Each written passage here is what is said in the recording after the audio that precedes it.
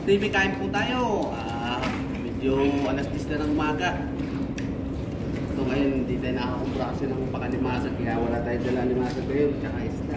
Eh ito, may bago kami ngayon ito. Yung tawag dito, stainless ba to? Ay, skinless pala. Kala ko stainless. Ito mga Karaps TV, ulan natin ngayon pala. So tara, kain tayo. Tsaka mga kababayan mo OFW dyan. Ito, nakangawal kami ngayon ng saring-saring isda. Pahin namin ipon.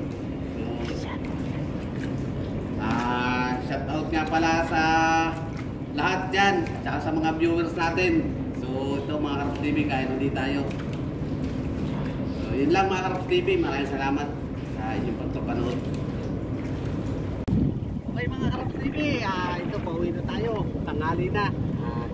Nga pala mga Karaps TV ito. Namili kami kanina ng ipon. Hindi tayo nakabili ng alamang kanina. Ito bili kami sa Limay kanina ng ipon. Nagpabila ako sa pinsang ko. Ito po, may tira pa nga mga Karaps TV. Tapos ito yung huli natin ngayon mga Karaps TV. Dalagang 100 na hipon. Ito naman ang kapalit. Kaya magandang ano yan. Okay yan dahil kahit paano kumita tayo.